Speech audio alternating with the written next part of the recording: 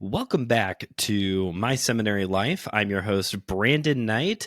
Today is the finale to our series, Apologetics 201. We've been looking at the relationship between faith and science, talking about creation theories, new faith movements that claim to be Christian and scientific, but aren't really. We've talked about the watchmaker illustration and broke that down.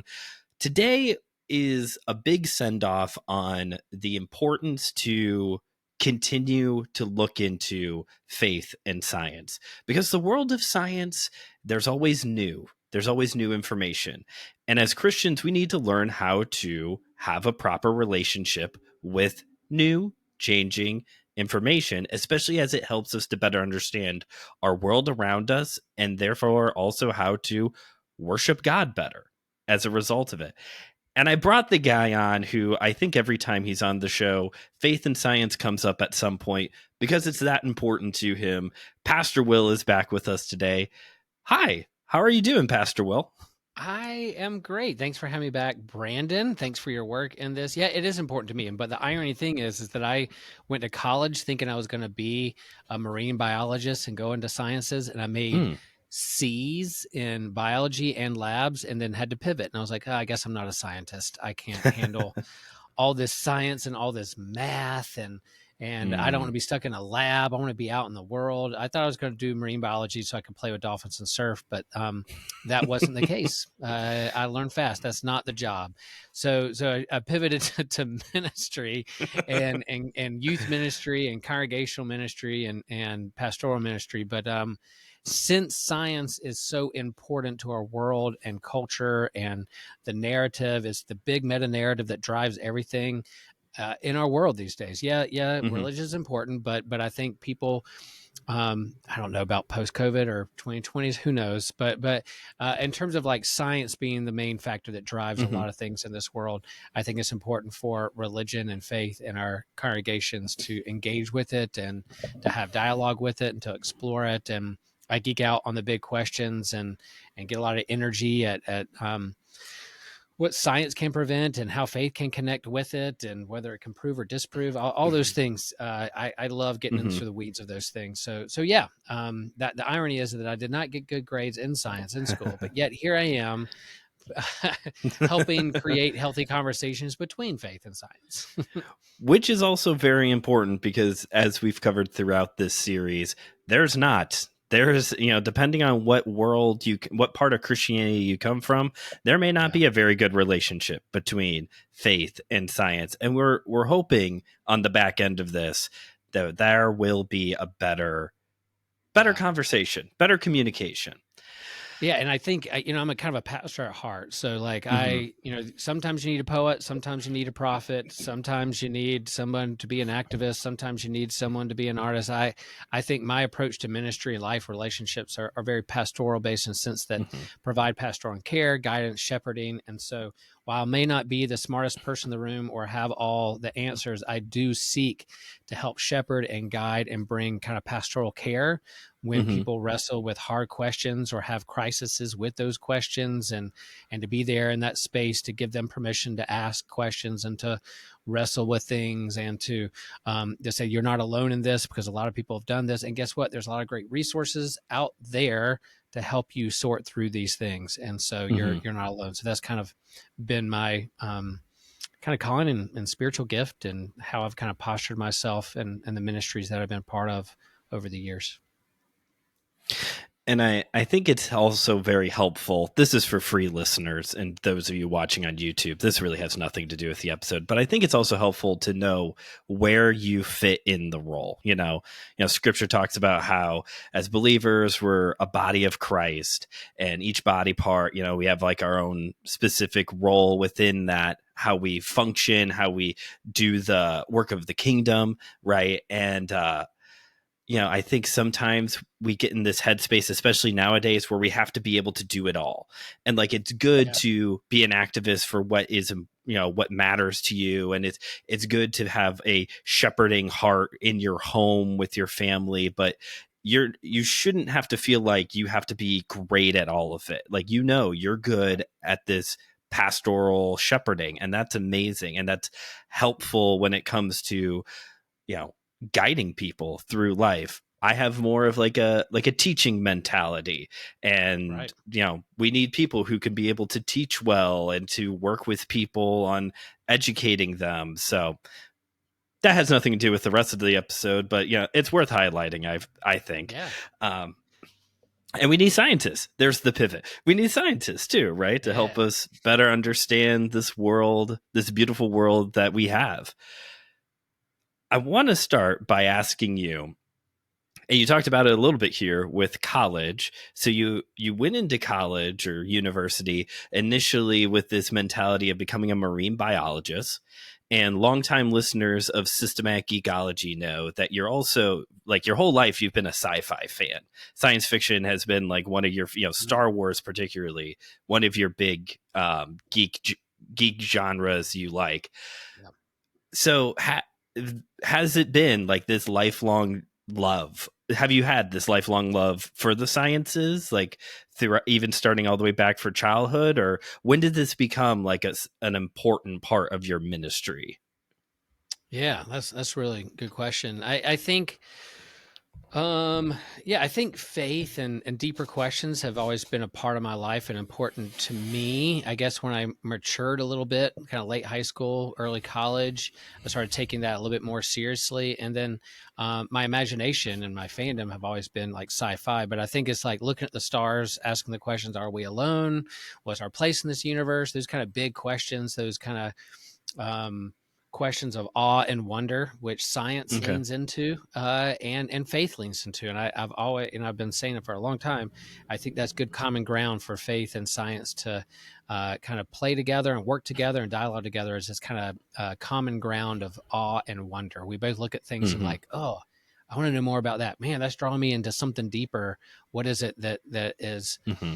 making me step back and, gasp at the beauty or the wonder of it all. So yeah, I think those together, and then eventually, I think being a youth pastor and shepherding churches and being pastoral towards people's questions. There's the hard Bible questions: What about this? What about that? What about Jesus? What about miracles? But in our kind of growing culture where science is seen as the final authority on things, people are trying to reconcile or think through, how do these scientific discoveries relate to what I'm reading in the Bible and what our Mm-hmm. faith or our creeds say we believe. And so, as I do Q&As or teaching or pastor in the hot seat, or ask me anything kind of thing, ask Pastor Will Mm-hmm. anything, I noticed that a lot of science questions: How does this relate to Genesis? How does this relate to Bible? How does Hmm. this relate to miracles? How does this relate to what Jesus did? I was like, oh, I bet there's other people who have thought through this. Where are the resources to go deeper in that? So that's where that kind of drew, knowing from like working with youth and them asking questions, to then disciples of all ages in the congregation wrestling with things. Mm-hmm. And I've always been really kind of question positive, that say like, hey, if you have a question, bring it. Mm-hmm. Doesn't mean I know the answer, but maybe I bet perhaps people have wrestled with that before, and there's some resources out there to think through that in a healthy way. And you're not going to be shamed for asking a question, or you shouldn't I will never tell people don't ask questions, Mm-hmm. unless there's like an agenda behind it. They're trying to trap you, kind of like the Pharisees did with Jesus. Or Fair. if people are like, hey, Pastor Will, I have a question, and you're trying to trap, I'm like, hey, what's behind that question? Or are you really, but if it's a genuine, authentic question you have that you're wrestling with, man, let's explore that together. I'm very curious about those kinds of things. So that's what helped me kind of go down that road. Throughout this run of episodes, we've also been doing a little bit of a critique on how we do apologetics, with this like mindset of this critique of like, I'm going to know all the right answers in order to get someone saved, right? And it's, you talk about being a place where you can ask questions. You want to be a safe space Yeah. for people to ask questions. And I think it's amazing how often, when as how many Christians who do like apologetics or evangelism, they actually are coming at it like a Pharisee. They're not asking questions to get to know the person or ask questions to better understand their worldview. They're asking questions to trap people.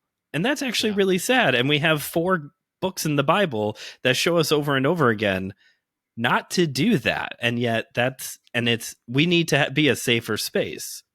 Yeah, it's that classic bait and switch. It's like, yeah, I want to know your questions so I can tell you how you should answer them, or shame you for doing that. And then also using the word just Pharisee. Let's be honest, like we don't be anti-Semitic. Like Pharisees are set up as the kind of villain of the Bible, but I think Jesus was a Pharisee. That's his tradition. That was his denomination. That was kind of his True. approach to doing Judaism.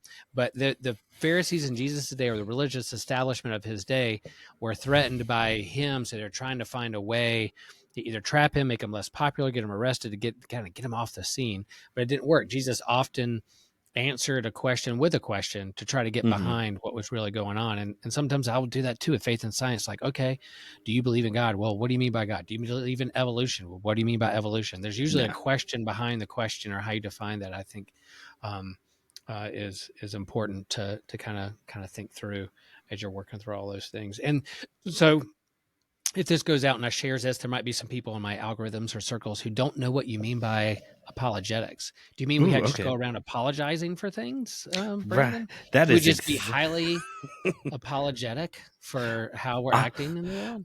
honestly, I wish it would mean that, because I feel like Okay. we could use a lot more apologizing in the Yeah. world from Christians. I think Christians would do well to apologize a little bit more. But for those of you who may be unfamiliar with the term, so this word apologetics, it is based off of a Greek word that comes up in the Bible. It means to give a defense. It gets translated a couple different ways into English, because this Greek is 2,000 years old and dead. It is a Yeah. dead language. So it translates into a couple different ways in our language. A common way it comes up is to give a defense. So basically, what I think it's Peter, what St. Peter is teaching in his letter is that Christians need to be ready to answer questions. That's kind of the defense, not to be defensive, but There you to go. yeah, not to be defensive, but to offer answers when people ask questions. And not like how we were just talking about, of like we're trying to entrap somebody, but to, Mhm. again, as Pastor Will's talking about, be in a safe space to, okay, well, tell me about Jesus. Sure, I can tell you who Jesus is and why I believe in him, without it being like a gotcha kind of scenario. Yeah. Is there anything you would add to that? Yeah, that's really good. Like, yeah, I think, man, we could go down a whole road about being defensive with things. I've been True. told that I get defensive at times, but Yeah. no, I think, oh, quick side story. When I was doing my psychological exam to get into seminary, I did the psych exam. I'm sitting across from the doctor, and the psychologist, and he was like, as I'm reading over this tends to it's kind of sharing that you tend to be defensive. And I went, no, I'm not. And I went, oh, I see what you did there, Doc. I see what you did. Well done, You doctor. trapped me. Well done. You got me. Yes. But no, like I think often what has gotten the church and religion in trouble when it comes to this conversation between faith and science, we often are on the defensive, feel like we have to defend or disprove or those kinds of things, from Galileo and the Catholic Church to all the way through. Like we're just going to be extremely defensive because we're scared we're going to lose prestige and Mm, integrity or money or influence. So we're scared we're going to lose those things. So we have to defend ourselves and get defensive or attack and tear the other thing down so that we don't look like we're not king of the hill or whatever. So I sure. think that's a lot of the conflict around faith and science comes down to, on both sides, science and faith, of people getting defensive. They're scared they're going to lose grant money or lose offerings or Hmm. whatever. So they feel like they have to set up this wall or defensiveness against it, rather than let's come to the table, let's share a meal, I'm legitimately curious about the questions that you have and how we can work together on those things. Doesn't mean there's not tension. Doesn't mean there's different answers. Doesn't mean we all have to do kumbaya at the end of it all. But to be genuinely curious what you're wrestling with, and see if we can come to a common ground. So I like that. Yeah. yeah, And going way back to when you were talking about science and faith being both this like place where awe and wonder meets, you know, yeah, when we're being defensive or when we're trying to entrap people, we're actually like steering them away from that moment of awe and wonder in the face of God. yeah. And it also reminds me of, I think it's Psalm 8. It's either 8 or 10. It's a really early one where David has this great like existential moment and he's writing about looking up in the heavens and he makes Oh, it's that eight. famous It's eight. it's Yeah, eight that's eight. it's that He used famous that a lot with his faith and science conversation. uh When I who consider the am I? heavens, look at the Yeah. stars. Yeah, who hasn't, like at a campfire at night? We were just looking for the aurora. Uh, how do you pronounce it? Aurora Aurora. Borealis. That's it. We were looking for that, and so all these. When I consider the heavens, I look at the heavens, and I'm like in awe. Who am Mhm. I in this universe? Who is God? Is there a God? Is there a purpose? Does this have a moral arc to the universe?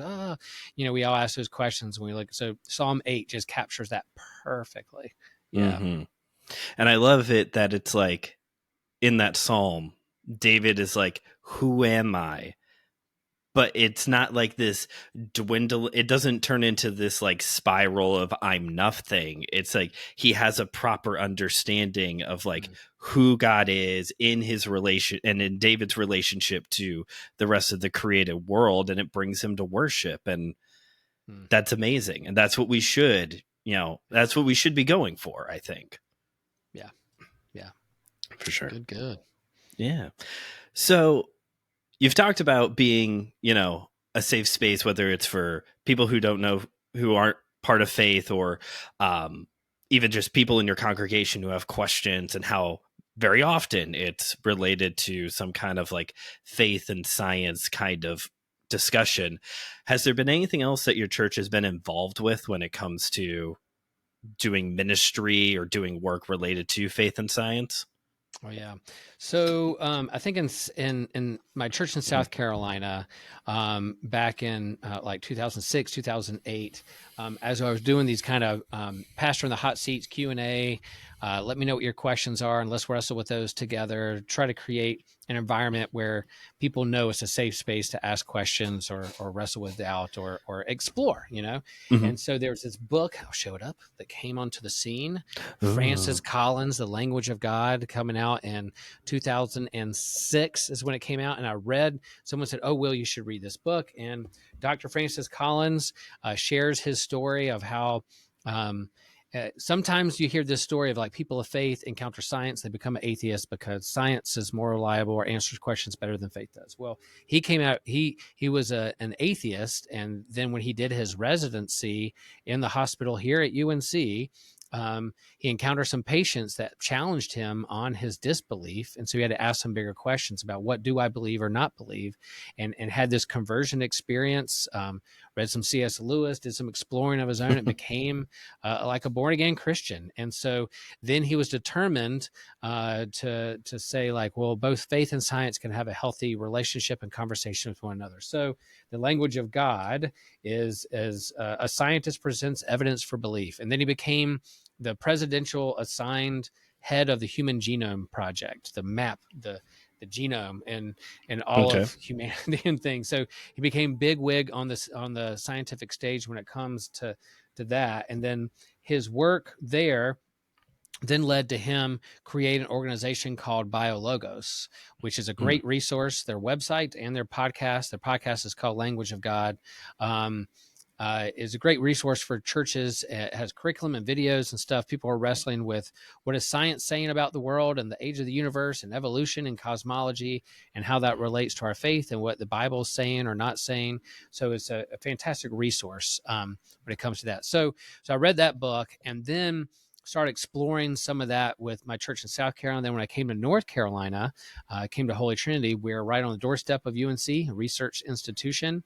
We're right down the road from Duke, which has major hospital and research and science, and we're down the road from NC State as well, Hmm. which is kind of a engineering school as well. So we're in this Hmm. research triangle, and a lot of members of my church are either professors or scientists, and it ended up happening that one of the members of my church, Dr. Al Goshaw, particle physicist at Duke, who works at CERN over in Switzerland for half the Wow. year, was on the Higgs boson team to help not discover but kind of prove the God particle, the Higgs Okay. boson particle. And so knowing also, was like, oh boy, we've just leveled up a little bit in terms of who we're having these discussions with. But again, that pastoral approach. Look, I'm not going to compete in my knowledge of physics or particle physics or quantum physics when it comes with Al Goshaw, but we can provide resources and have conversations and link people together. So we did some conversations with some book studies and open panels and Q&As and small groups around some of the conversations around faith and science. Eventually we got a grant from Fuller Seminary and Hmm. to engage deeper into faith and science questions with young adults and students and emerging adults, which can be from like 16 to 30. Yeah, I feel like Oh, nice. I'm still emerging adult, Right. but emerging something, uh, something's emerging from me. But I think, so that helped us, like, really that money and intentionality helped us go deeper and asking what are people wrestling with in terms of the questions, and what resources are out there to help people with them in a healthy, not to be defensive or to slam people's questions, but who are answering these these questions in a healthy way. So that's really kind of where my history behind it, and we still having Okay. conversation around it. And there's another resource out there called Science for the Church, which kind of emerged out of this grant that we got. Hmm. They're another resource like BioLogos that has a weekly email and Okay. resources to present and to help churches have healthy conversations around scientific questions. And BioLogos has grown. Francis Collins is still partnering with it. He was a big part of him and Fauci were friends, and other Hmm. people, and he was on the morning talk shows about COVID development and watching science in real Okay. time and vaccines, and there's a lot of stuff going on with there. So and they have a conference every 2 years that kind of floats around the country, and so their conference was here last April 17th through 19th in Raleigh, right down the road from me, about 30 minutes. So I was able to Perfect. attend that conference and hear Dr. Collins speak and do a live podcast. And they had keynote speakers, they had small groups, workshops. I even helped I led a workshop with Science for the Church at the conference, specifically targeted for ministers who are in congregations who want to engage science deeper and to have healthy Hmm. conversations around that. And so we have some scientists on the panel and ministers on the panel and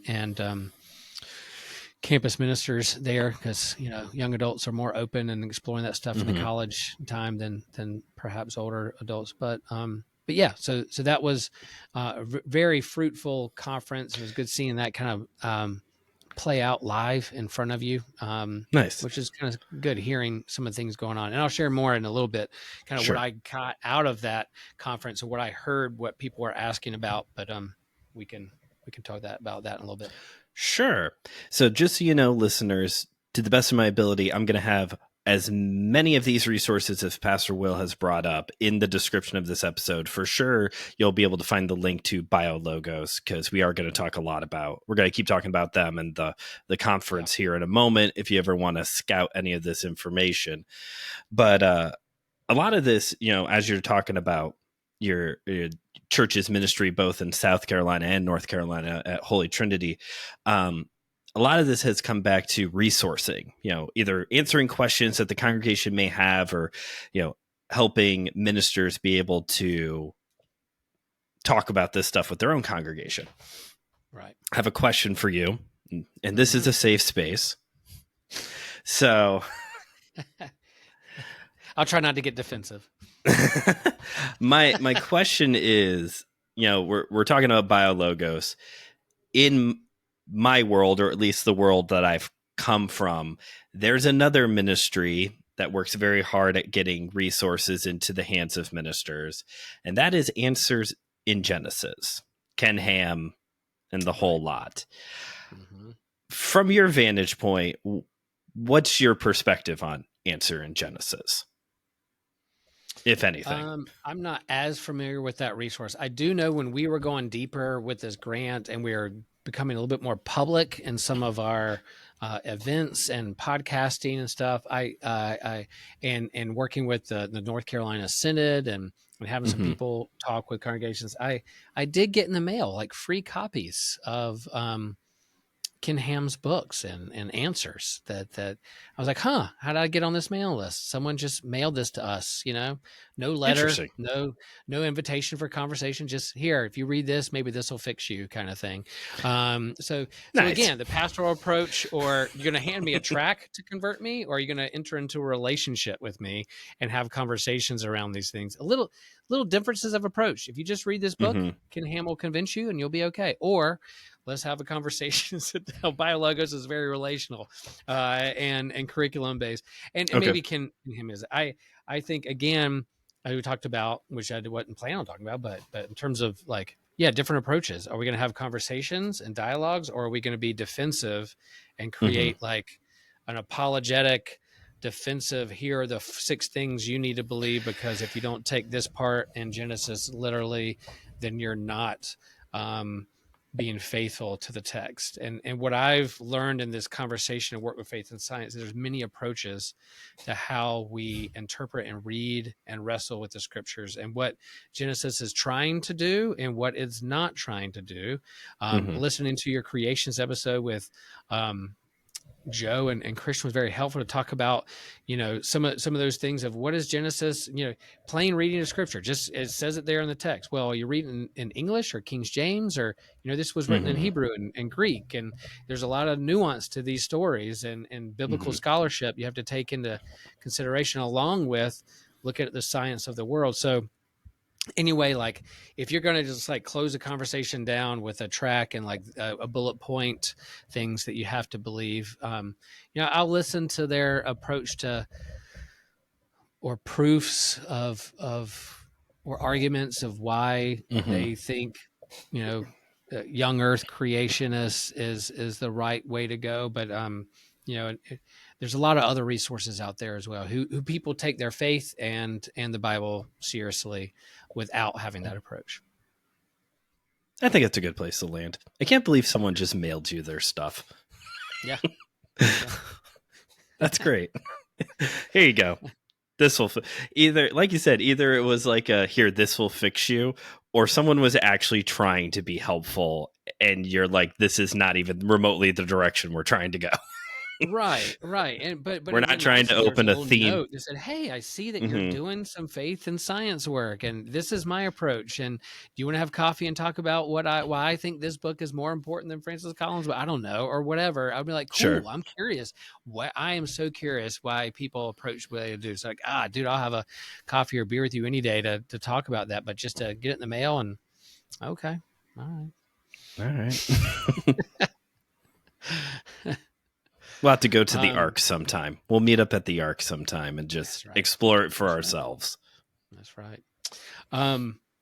Yeah, and I think part of our project and our grant that we got, STEAM, Science and Theology for Emerging Adult Ministries, STEAM, it was a STEAM grant. Oh, okay. It was the acronym that we use, and our approach was, and I've shared this in other podcasts too. Like our approach was, we first were like, our project is going to be called Reconciling the Tension Between Faith and Science, and then we had a podcaster and a person in the work who were like, "Why do you want to reconcile the tension?" I'm like, well, because I don't like conflict. We want to solve it. We want peace.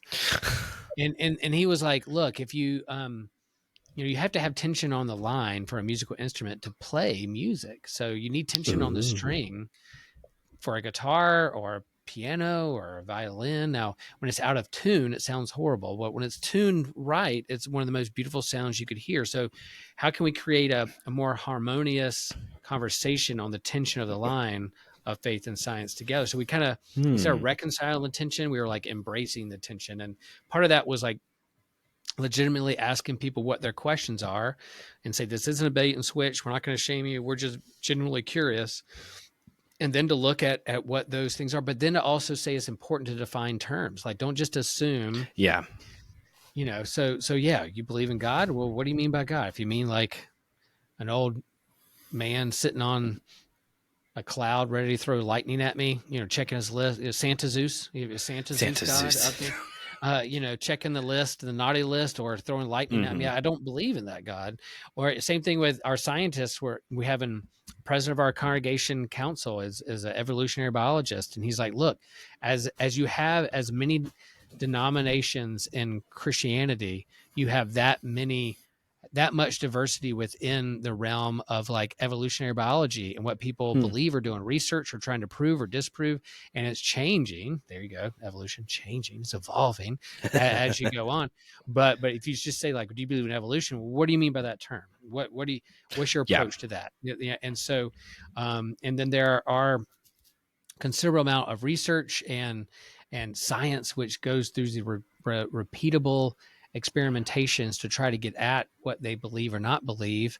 Where people can say, yeah, I'm doing research to either prove or disprove this, or to grow an understanding. Even Al Goshaw, who I share with you, particle physicist at CERN, he's doing research now. He made an offhand comment like not that long ago that was like, oh, we're doing some research. Maybe how we understand physics is just completely wrong. The standard model may be just completely, I don't know. We'll see what happens. I'm like, what? The We'll standard model of physics may get turned upside down? Tell me more. He's like, we'll yeah, we're see trying to look. what happens. We'll see.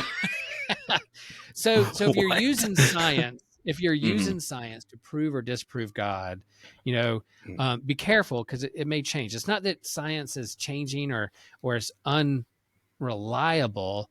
It's just that Mhm. as new research and understanding comes to light, we may have a different approach to look at it. So let's not put God in the Mhm. gaps. Let's not, just assume things. We can approach scripture and science in different ways that are not pitted against each other.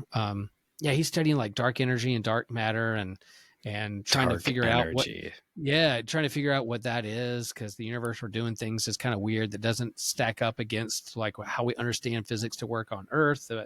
And so they're trying to get behind what are these things. Quantum physics works a little different than just regular standard model. So why is there differences? I mean, What? they're trying to figure those things out, and their Yeah. curiosity and awe and wonder is what drives them to do it. So same way with our faith and understanding the universe. So yeah. I Oh, wonder and back if to your creation. Sorry, I'm talking a lot, but then your go ahead. No, it's creation fine. story, your podcast with Joe and Christian was good. But one thing I wanted to chime in, I was listening, I was like, oh, I want to jump in. In terms of Genesis, in terms of understanding Genesis, that Mhm. I tell my confirmation youth and people that it's not a science textbook. It's not meant to Mhm. be a how-to science textbook. What the Hebrews were doing, it's a counter narrative to the competing understandings of God around them. And so they're trying to express who they believe about God and who humanity is within this hymn, poem, story, Mhm. myth, whatever you want to use to express who they understand God to be. So in these other kind of pagan creation stories where the gods battle and they bleed out and the blood falls to the earth and humans grow out of the blood of loser gods, they're like, wait a minute, Loser how do we gods. who do we understand humans to be? And the Hebrews are like, hey, yeah, we may have come from earth, or out of the ground or evolved from somewhere, but God breathed life into us and says it is good. So that's the Mm. main message, rather than getting caught up on like the time frame of day and night and moon and stars and Yeah. how old the universe is. Is the narrative of who they understand God to be and who we are in relationship to God and others. So that's what Genesis is trying to do. And I think that's what BioLogos is trying to do. They do a lot of work Okay. with um, evolutionary science, cosmology, to try to help people have a healthy understanding of what science is trying to say and what God's word is trying to say. So there's a lot of Mm. resource when it come to that. And so a lot of their work has been around that. And I would say it's not necessarily like a progressive like organization. There's a lot of conservative Okay. evangelicals that are part of BioLogos that go to evangelical churches that are both believe science and take God's word seriously. That's kind of their motto. So All right.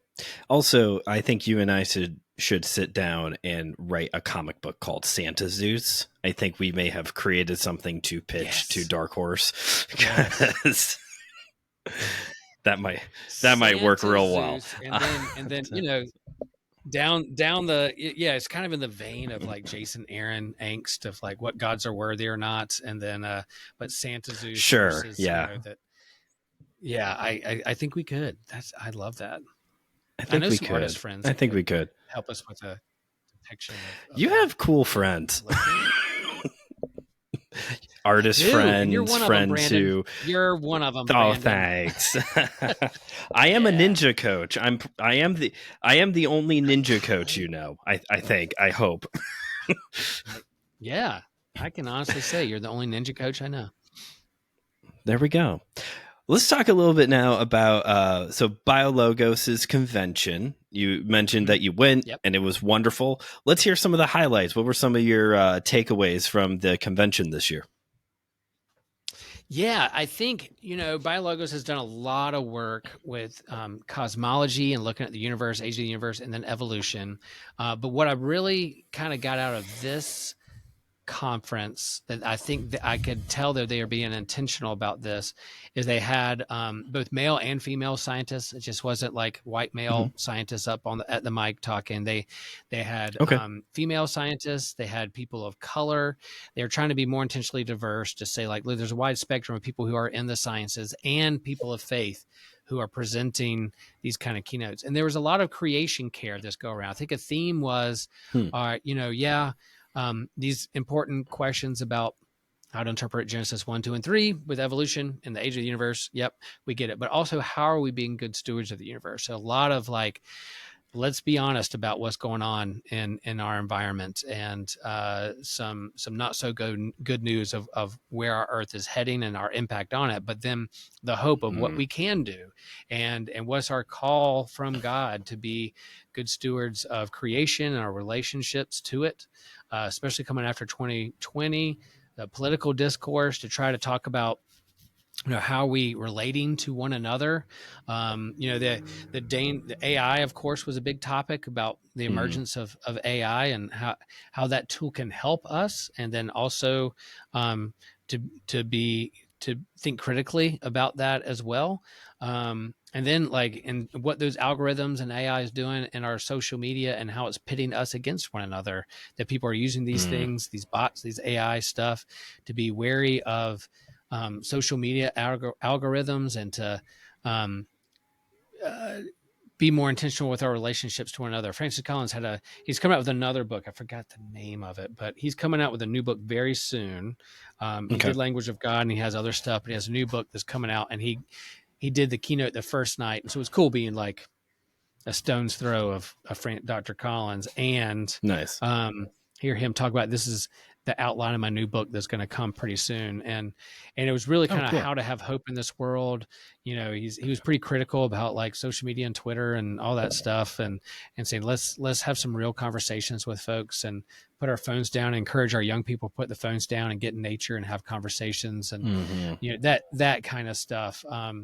The science behind people who create these apps and scrolling to keep us glued to it rather than having conversation with others. So those are pretty good things. And then they had, like you have a conference, you have display tables of people selling books and Mm. resources and things like that, which was cool. And so those are some of the highlights. And then Nice. like it's the after conversations, right? You hear the keynote, you go to the Yeah. workshop, then you connect with somebody. Oh, I didn't know you were going to be here. Oh, you're here. Oh, you're a member of that church right down the road from me. Cool.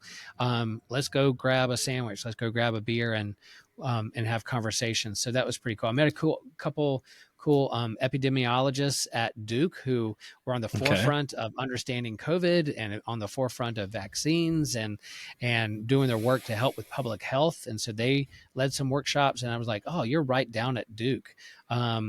We should have more conversations here around this. So Mm. um, So that was cool. I'll make another plug.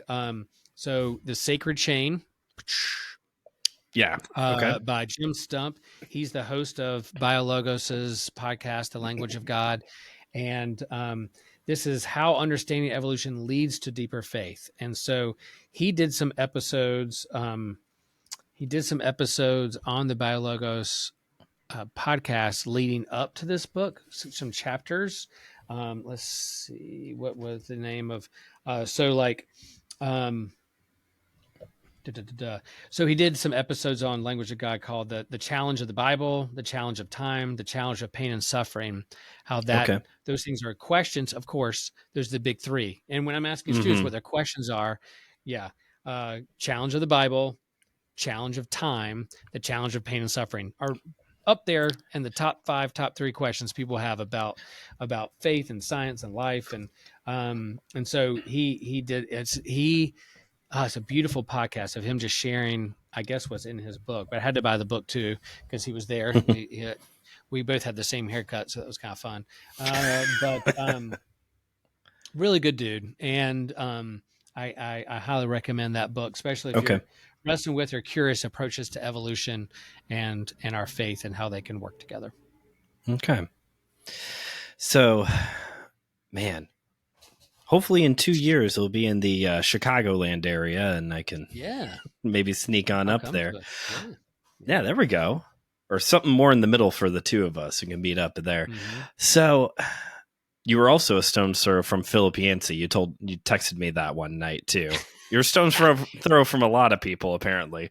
Yeah. He was one of the keynotes. I missed the keynote, but he was there. He has a book and had some things going on that he was doing, and he's legendary on the book front and Christian Mm-hmm. spirituality. And I was curious how it tied to the science, but yeah, I was sitting in the back this time so I could get out and either explore if I got fidgety or get coffee. And yeah, I tend to get in trouble because I talk a lot with people when I'm not supposed to. Happening in school, happens in church sometimes. But during one of the keynotes, I was probably talking, had a conversation with somebody, and I turned over and I could see Philip Yancey. I felt this burning on the back of my head, and I turned to look, and it was his eyes staring at me, kind of like, "Hey, can you be quiet? I'm trying to listen to this." So I can say I got the stink eye from Philip Yancey. There you go. There you go. Also, for those of you who have never been to a conference with Philip Yancey at it, one of his descriptors is adventurer. And Pastor Will and I were trying to come up with other cool descriptors that we could throw on our taglines if we ever do conferences. Yeah. Surfer. I mean, you're the surfer boy. Silver Surfer, if you wanted to claim that one. Legend. I could put legendary surfer on there, comma, and then Sure. You could put Ninja Coach. You could put Ninja Coach. So that's. I would love that. Tell us a little bit about the panel you helped host, or you did host. Yeah. So, I'm in relationship with Science for the Church, and one of their directors and employees, funders, Drew Miller. He lives in Raleigh, right down the road. We've done some collaborating together with Faith and Science and that kind of stuff. And so they were able to have their own table at the conference and then also lead one of the workshops. So one of the workshops we led was how to help ministers, particularly targeted for ministers, to explore how they can engage science in their congregations and be science friendly, or to navigate the tension that's there if people get wigged out by it or get defensive by it, or those kinds of things, and to kind of create some conversation. And we had a room of about 30-40 people, men and women from all over the country, even somebody from Hawaii. She came all the way from Hawaii to this conference, and just kind of we were able to share our stories of how we integrate conversations with faith and science in our congregations, and mainly that pastoral approach of creating a safe space for questions, to let people know that their thoughts and feelings are valid, and here are some resources to reach out to help us those things. But we had some Duke Divinity students, who were there, and then we also had a man who drove himself up from Georgia, who is 99 years old. Wow. And I was going to he's turning 100 this summer. And Wow. one of the latest emails that Science for the Church put out was kind of his story. And he Hmm. had a World War II vet hat on. And so I'm like, dude, here's somebody who, there's not too many World War II vets No. around anymore, but here he is. And then, he was after the war, did some teaching and really has a heart for faith and science, and not not having the Ken Ham debates as much as Sure. BioLogos conversations was Well, his good. concern. Yeah, yeah, Well, good. Well, thank you for doing that too. Trying to get some good yeah, resourcing into the hands of. You said there were some Duke Divinity students there, so young people yeah, trying to get into ministry for the first time. Thank yep, you for doing yep. that and for having this heart for.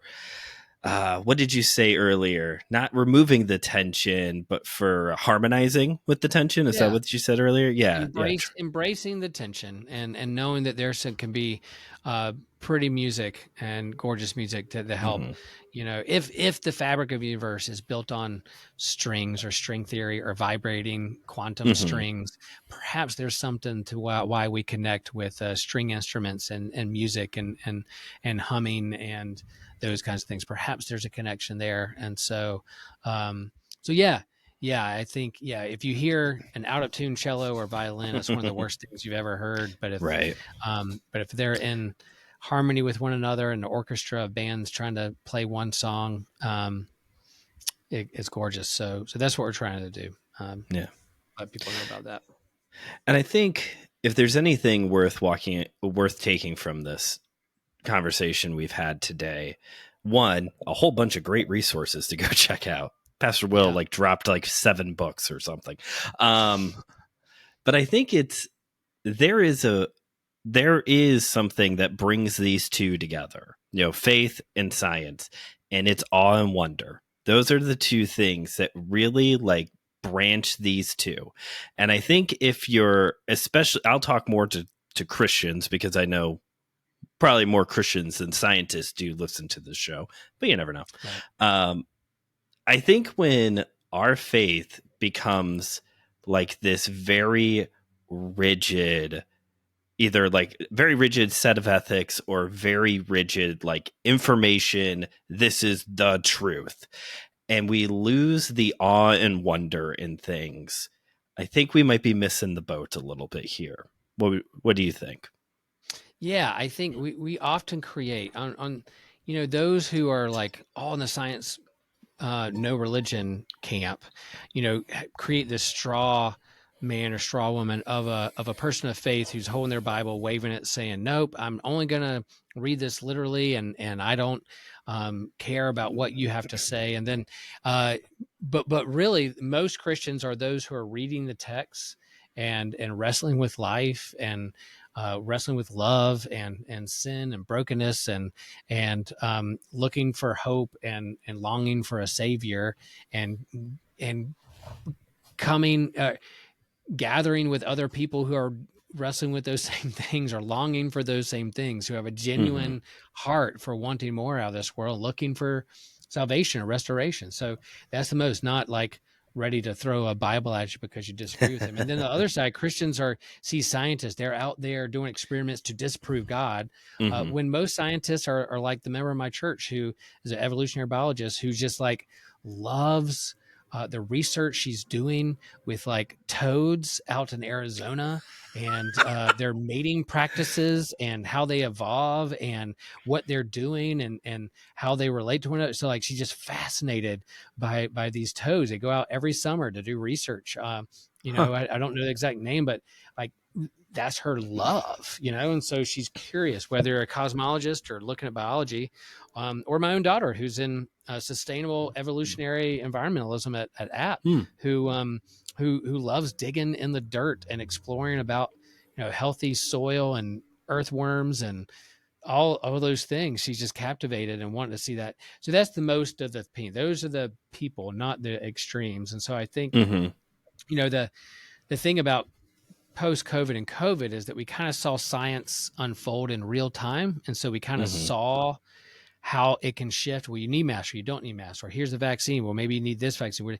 So usually it takes a long time, a lot of research, a lot of peer reviews, but we are watching it happen on in real time and don't know how science works. So therefore, we throw up this skeptic. Oh, well, it could change tomorrow. Why should I believe them today? Well, yes, Right. science evolves and grows and things. And the same thing we understand about like the Bible and the language and the culture of its day and the discovery of the Dead Sea Scrolls and Mm. help us grow in understanding those things. So that's the patience that I think we should hold with one another when we're having these conversations. Not assume the worst in others, but to say, oh, what's your genuine curiosity and awe and wonder that really strikes a chord in your heart and Hmm. mind to that you vibe with and yeah. So I think that's what gives me energy and hope. And that conference seeing people, Nice. they are genuinely curious about those things and want to explore those things in their faith communities, um, gives me hope and gave me hope and will continue to Good. do that. That's good. I love listening to people. I mean, you're being the middleman in this scenario, but I love listening to people talk about their jobs, especially the Yeah. people who are excited about their jobs, Mm. because I'm like, look, studying toads, not my thing. But I will listen to you talk about how much you love studying toads because Yeah. I don't know anything about it. It's not, and I would not choose to do that with the rest of my life. But this, good for this person to be like, yeah, I go study toads in Arizona every summer. Yeah, Awesome. and that's the thing. Everybody geeks out on something, right? It says Right. microbiology. Everybody geeks out on something. So it could be like your favorite fandom or story or book or fantasy, sci-fi. But there's also people geek out in their jobs. And same with like Al Goshaw at CERN. Like they're smashing these quantum particles together with this hydra collider over and over and over again. It sounds, oh, they're discovering unfolding the fabric of the universe. But most of the time, they're just like crunching numbers and smashing particles together, and it's the same thing. Every day they're just gonna doing their thing, and at some point they may hit something new or something Hmm. emerge that changes how people think about things. But ho hum, we go to work and smash these particles together and crunch some numbers and see what difference it makes in how the universe works. That's crazy. It's all Yeah, the math. It's all the math that kicks me out. yeah, yeah. Yeah. I'm with you, 100. Yeah. percent Pastor Will, thank you for coming on and doing this great conversation. And thank you, listeners, for tuning in. And hopefully, you got a lot of good takeaways from here, whether it's the resources, the call for awe and wonder, or to pray over the fact that apparently everything we know about physics might be wrong. And we should really pray for scientists to straighten that out, hopefully, eventually, Yep, straighten all that yep. out for us. Um, but yeah, thank you for listening. Thank you, Pastor Will, again for being here. As always, most of those resources that Pastor Will brought up are going to be in the description of this episode, so you can go check out BioLogos and these books that Will also referenced as well. You can also, if you would like to support the show financially, you can go over to buymeacoffee.com/MSLpod, leave a one-time donation, or you can choose to do a monthly recurring donation. Everyone who does that at the $9 a month tier gets a shout out. So thank you, Lori, for supporting the show. Share this episode with someone who you think could get something out of it. We talked a lot about resourcing today. So if you got a pastor who you know is like, got a congregation who's asking these questions, or they themselves are asking these questions about the relationship between faith and science, this would be a great episode to pass along to them. And that's it. Next week is our special schools out edition of the show. No hard theological or scientific conversations going on. I can guarantee that, because next week on the show, Christian Ashley will be back to review the not critically acclaimed film 300 Rise of an Empire. We talked about 300 back during the fall, during the Ancient Greece series. We're going to run it back on the sequel and talk about it. It's not Okay. great.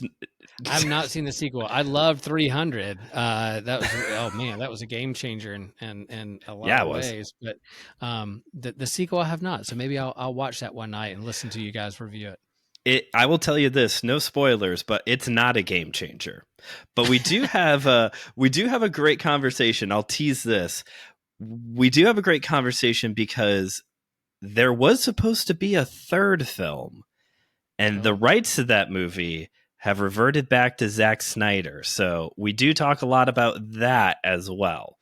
Little tease for next week, but until next time, this is Brandon signing off, reminding you as always that theology and science can be for everyone with the right resources. So keep on studying.